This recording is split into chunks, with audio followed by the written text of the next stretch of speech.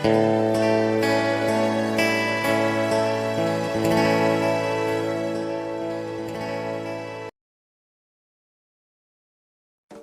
685. Kembali.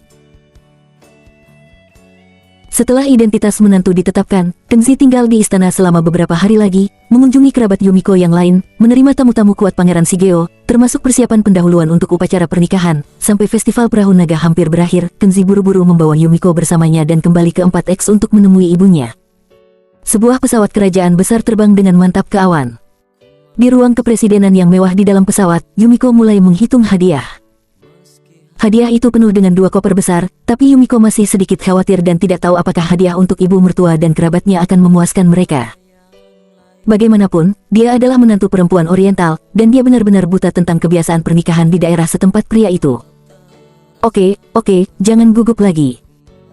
Aku tidak punya ayah, hanya seorang ibu, dan kerabat ibuku tidak memiliki keluarga kaya. Hadiahmu sudah sangat mahal, dan mereka akan menerimanya sambil tersenyum. Tengzi menonton TV dan mengatakan sesuatu dengan santai. Yumiko memandangnya, sedikit tidak berdaya. Suami ini benar-benar menyebalkan. Dia mencoba yang terbaik untuk menyiapkan beberapa hadiah, tetapi dia mengabaikannya, bahkan tidak melihatnya, apalagi memberikan saran yang bagus. Yumiko awalnya ingin menyiapkan beberapa kaligrafi antik dan hadiah lukisan yang berharga dan kaya budaya, tetapi dia tidak yakin apakah ibu mertuanya dan kerabatnya akan menyukai hadiah kaligrafi dan lukisan seperti itu. Lagi pula, jika bukan jenis keluarga bangsawan dengan banyak latar belakang budaya, bahkan kaligrafi dan lukisan antik yang diberikan tak akan ternilai harganya, dan pihak lain tidak akan merasakannya. Jadi Yumiko tidak punya pilihan selain menyiapkan beberapa hadiah populer yang sesuai dengan preferensi publik, seperti jam tangan mahal, perhiasan, tetapi sekarang Yumiko sedikit khawatir, apakah memberikan barang-barang ini akan membuat pihak lain berpikir bahwa dia meremehkan mereka dan dicurigai memiliki sikap pelit. Dia harus mengatakan bahwa memberi hadiah sebenarnya adalah hal yang sangat sulit, dan seringkali membutuhkan pemerasan otak. Oke, jangan khawatir tentang itu. Bukankah ini hanya masalah memberi hadiah?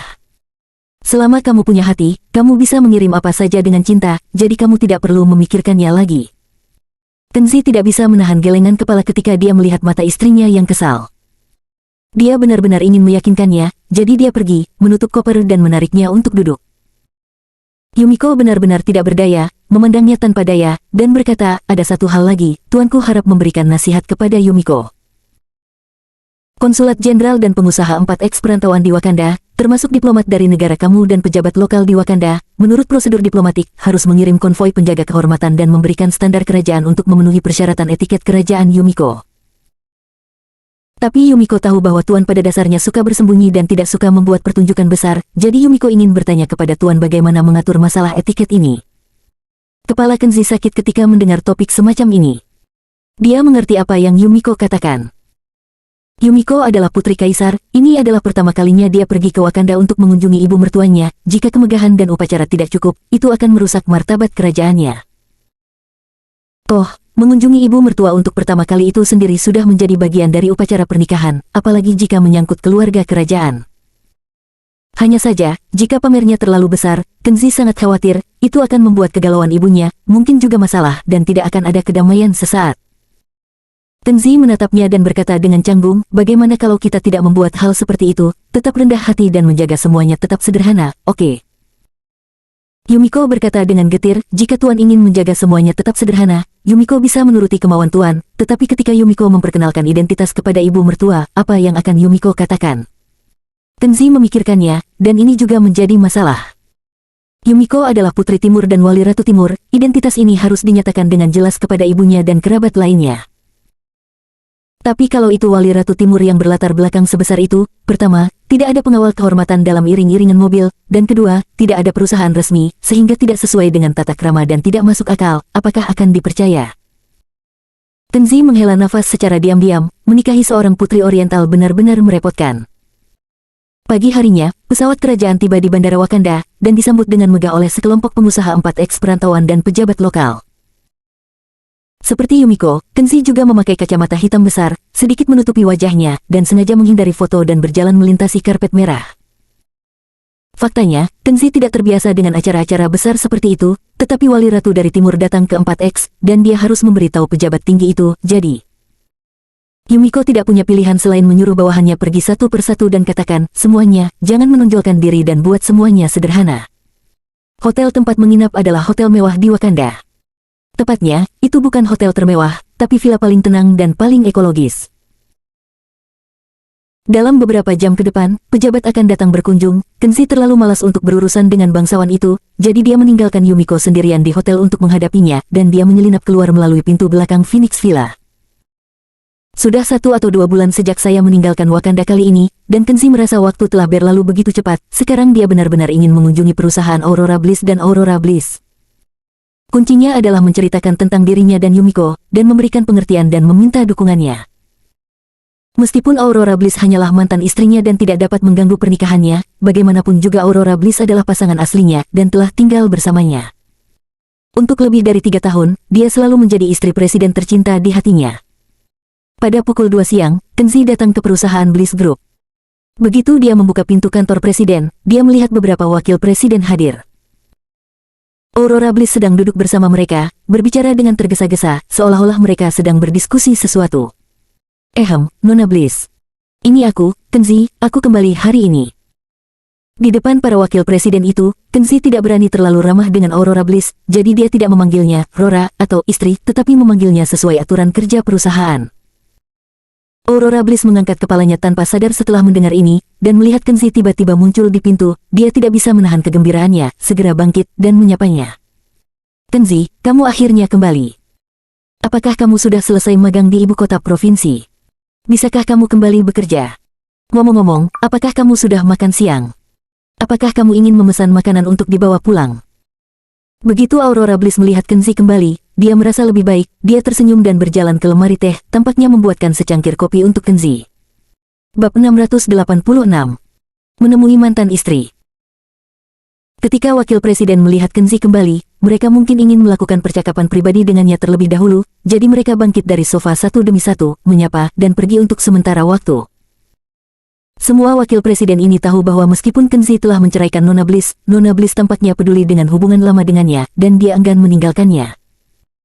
Ketika anak ini kembali ke perusahaan kali ini, menurut kepribadian Nona Bliss, dia mungkin akan merawatnya dan memberinya promosi. Setelah wakil presiden pergi, Aurora Bliss membawakan Kenzi secangkir kopi, lalu duduk bersamanya dan berkata sambil tersenyum, Kenzi, barusan saya sedang mendiskusikan masalah personalia perusahaan dengan beberapa wakil presiden. Pikirkan tentang siapa yang akan mengambil alih sebagai manajer penjualan, dan kamu baru saja kembali, jadi saya pikir kamu bisa menjadi manajer penjualan. Kenzi memandangnya, tidak tahu harus menjawab apa.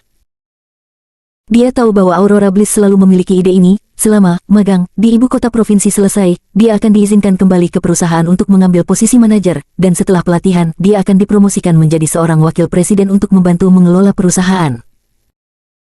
Alasan mengapa Aurora Bliss tidak pernah lupa untuk membuka jalan bagi karir Kenzi tidak lebih dari obsesi lama, berharap suaminya dapat membuat perbedaan. Setiap wanita memimpikannya suaminya menjadi naga, dan wanita seperti Aurora Bliss tidak terkecuali. Aurora Bliss sering berpikir bahwa bahkan jika dia menikah lagi dengan Kenzi di masa depan, dia harus meningkatkan status sosial Kenzi, dan dia tidak akan pernah sama dengan sebelumnya. Dengan begitu, semua orang lagi tertawa, karena dia memiliki suami yang tidak berguna. Hei, kamu menempatkan saya pada posisi manajer penjualan, bagaimana dengan Luke Mendes? Saya ingat Luke Mendes sebagai manajer penjualan, dia tampaknya melakukan pekerjaan dengan baik. Kenzi benar-benar tidak tahu bagaimana caranya menolak, jadi dia bertele-tele tentang Luke Mendes yang disebutkan. Faktanya, hubungan antara Kenzi dan Luke Mendes tidak baik, dan Luke Mendes selalu membenci dan tidak senang dengan Kenzi, tetapi harus mengatakan bahwa ini adalah konflik pribadi dan tidak ada hubungannya dengan pekerjaan. Kenzi juga sudah lama berada di perusahaan Bliss Group, jadi dia secara alami tahu bahwa meskipun Luke Mendes flamboyan, dia masih memiliki kemampuan untuk bekerja, jika tidak, dia tidak akan digunakan kembali oleh Aurora Bliss sepanjang waktu. Luke Mendes akan menjadi wakil presiden. Ini dibahas pada pertemuan eksekutif perusahaan 2 hari lalu. Sekarang, dia sedang menunggu seseorang untuk menggantikannya sebagai manajer penjualan. Aurora Bliss menatapnya sambil tersenyum. Kenzi sedikit malu dan menghindari tatapannya, "Yah, saya tidak berpikir kamu harus terburu-buru membiarkan saya menjadi manajer penjualan. Saya kembali kali ini adalah karena ada hal lain yang saya ingin memberitahumu." Aurora Bliss bertanya, "Ada apa?" Tentang. Ketika kata-kata itu keluar dari bibirnya, Kenzi benar-benar tidak tahu harus berkata apa. Apa yang dia hadapi sekarang adalah masalah terbesar dalam hidup seorang pria untuk memberitahu istri bahwa saya juga akan menikah dengan seorang istri yang lain. Kenzi berada dalam dilema untuk sementara waktu, dan akhirnya, di bawah mata curiga Aurora Bliss, dia menguatkan dirinya dan berkata, "Rora, aku." Ding dong.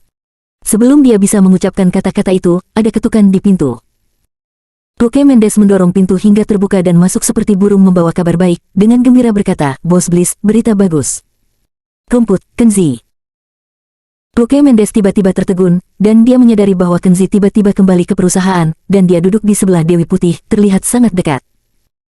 Untuk waktu yang lama, Luke Mendes selalu terobsesi dengan Aurora Bliss, seorang CEO cantik. Dia selalu ingin mengejar Dewi Putih, tetapi keberadaan Kenzi selalu menjadi penghalang terbesarnya untuk maju. Sekarang Kenzi telah kembali ke perusahaan, dan Dewi Aurora jelas masih sangat dekat dengannya. Hati Luke Mendes tiba-tiba terasa tidak enak. Jelas pria ini adalah sampah yang tidak bisa ditopang oleh lumpur. Mengapa Dewi Bliss begitu keras kepala dan enggan berpisah dengannya? Luke Mendes, apa yang baru saja kamu katakan? Kejutan macam apa? Aurora Bliss tidak peduli apa yang dipikirkan Luke Mendes. Dia hanya peduli pada satu hal, di bawah kepemimpinannya, semua orang bekerja sama untuk membuat perusahaan sukses. Nona Bliss, hari ini kita memiliki peluang yang sangat bagus. Selama kita memanfaatkan kesempatan ini untuk mempromosikannya dengan penuh semangat, saya yakin popularitas perusahaan Bliss Group kita pasti akan menjadi terkenal di dalam dan luar negeri. Melirik Kenzi, itu jelas bahwa dia ingin mengalihkan perhatian Kenzi dan berbicara dengan Aurora Bliss sendirian. Aurora Bliss mengerti apa yang dia maksud, tersenyum dan berkata, "Katakan saja, Kenzi akan segera menjadi manajer departemen penjualan, dan kamu harus membiarkan dia mendengarkan lebih banyak tentang pekerjaan pemasaran." Luke Mendes tidak punya pilihan selain cemburu. Dia melirik Kenzi, dan kemudian berbicara tentang bisnis dengan Aurora Bliss. "Bos Bliss, peristiwa besar terjadi di Wakanda hari ini.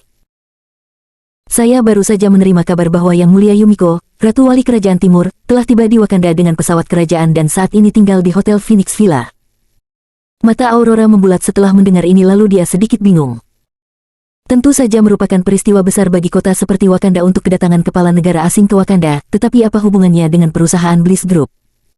Kenzi juga tidak mengerti, mengapa Luke Mendes tiba-tiba terlibat dengan Yumiko.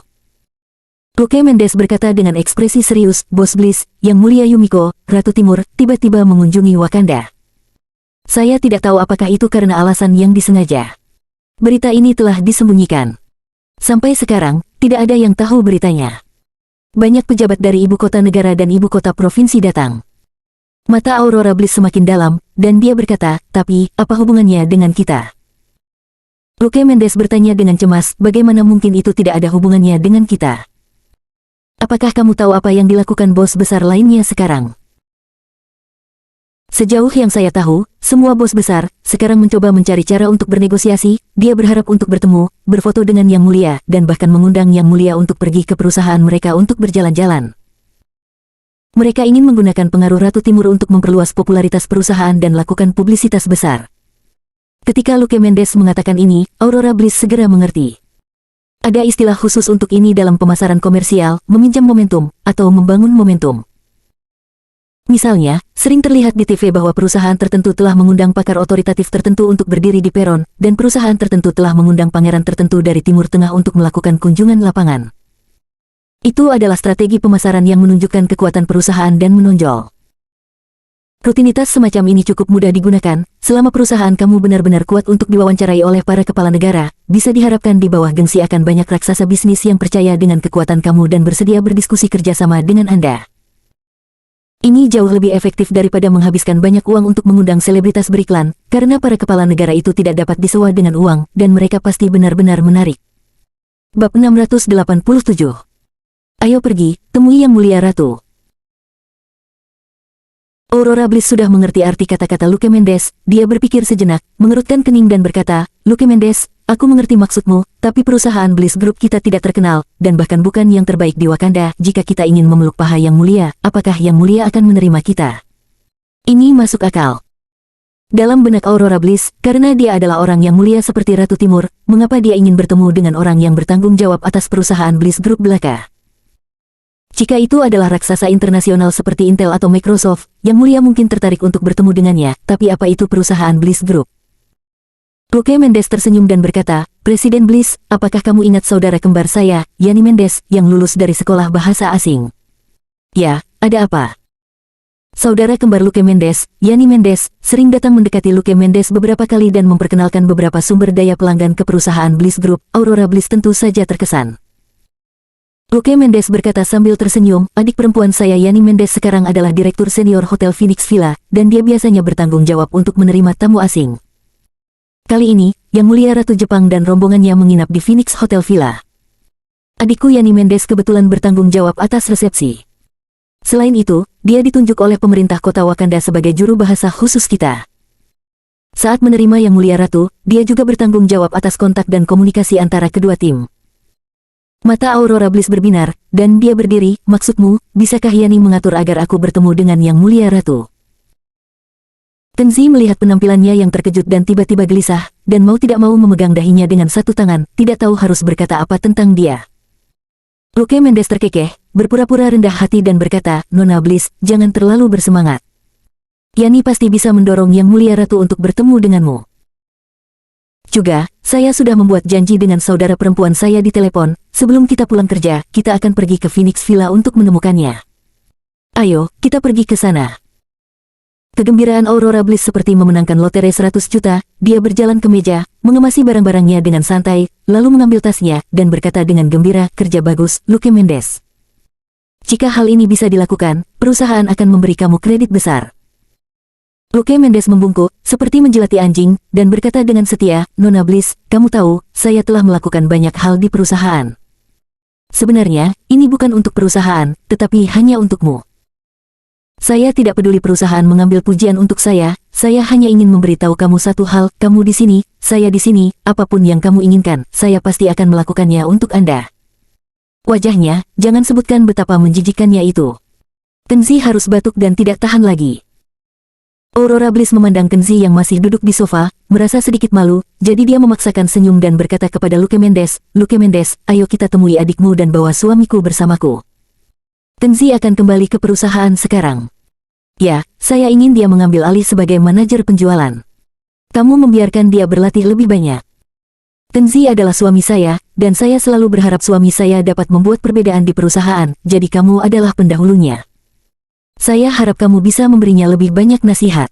Tolong, Luke Mendes. Aurora Bliss tersenyum dan berjabat tangan dengannya. Aurora Bliss menyebut suami 3 kali berturut-turut, hanya untuk mengingatkan Luke Mendes dengan lembut, saya punya suami, dan Kenzi adalah suami saya. Adapun Anda, jangan berpikiran lebih dari itu. Tidak hanya Kenzi yang bisa memahami arti dari kata-kata tersebut, tapi tentu saja Luke Mendes juga bisa memahaminya. Dia melirik Kenzi, merasa sangat kesal di dalam hatinya, mengapa sampah tak berharga ini sudah lama bercerai dari Bos Bliss, tapi Bos Bliss masih begitu peduli padanya. Apakah hanya karena pria ini terlihat lebih tampan dariku, dia adalah sampah yang berspesialisasi dalam makanan lunak. Yang paling dia benci adalah pria seperti itu. Setelah berkeliling di perusahaan Bliss Group, Kenzi kembali ke Phoenix Villa Hotel sekitar pukul 4 sore.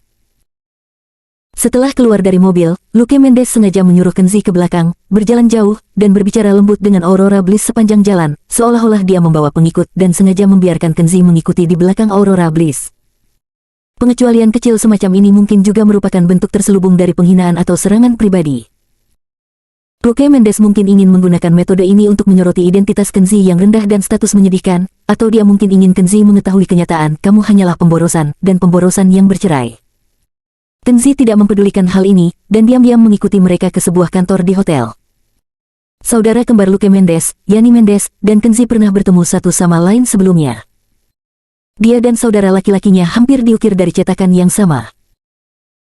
Kakak laki-lakinya tidak tampan, dan adik perempuannya jelek, tapi Yani Mendes mungkin lebih bangga daripada kakaknya karena dia lulus dari Universitas Bonafide. Memakai makeup profesional ringan yang paling disukai kaum borjuis kecil, dari kejauhan kelihatannya, kelihatannya masih jelek. Saudaraku, kamu di sini begitu cepat. Hehe, Nona Bliss juga ada di sini, cepat dan duduklah. Yani Mendes memperlakukan Aurora Bliss dengan sangat sopan, dengan cepat mendudukkan Luke Mendes dan Aurora Bliss, dan menuangkan teh untuk mereka keduanya. Adapun Kenzi yang mengikuti, Yani Mendes pura-pura tidak melihatnya, dan tidak menyapa, apalagi membuatkan teh untuknya. Yani Mendes mengetahuinya dengan baik bahwa kakak laki-lakinya Luke Mendes selalu mengagumi Aurora Bliss, dan keinginan terbesarnya adalah menikahi Aurora Bliss, seorang CEO cantik. Itu akan menyelamatkan muka sekaligus memberi keuntungan, tetapi sampah bernama Kenzi ini sudah bercerai dengan Aurora Bliss namun masih menempel pada orang lain. Dia belum pernah melihat bocah pemakan beras lunak yang tidak berharga. Kenzi, kamu juga bisa duduk. Nona Mendes, kalian pernah bertemu sebelumnya, kita semua kenalan. Aurora Bliss menarik Kenzi, khawatir Kenzi tidak tahan dengan ini dan pergi. Kenzi hanya tersenyum dan duduk dengan murah hati. Dia tidak punya ide lain. Istri Cheonnya ingin bertemu dengan istri ratunya. Dia juga ingin mengordinasikan hubungan antara kedua istri, jadi tentu saja dia tidak bisa pergi. Aurora Bliss sedikit lega, melihat Kenzi tidak minum teh, dia menuangkan secangkir teh yang diberikan Yani Mendes kepadanya dan meletakkannya di depan meja tehnya. Tindakan Aurora Bliss jatuh di mata saudara laki-laki dan perempuan Luke Mendes dan Yani Mendes, jadi mereka tentu saja sangat tidak nyaman. Yani Mendes benar-benar ingin mengirim Kenzi pergi, tapi dia tidak bisa melakukannya di depan Aurora Bliss. Dan Luke Mendes bahkan lebih diam-diam tertekan di dalam hatinya, melambaikan tangannya secara langsung, dan berkata, "Kakak, kamu duduk juga, cepat dan bicarakan sesuatu yang serius. Bisakah kamu mengatur untuk bertemu Yang Mulia Ratu?"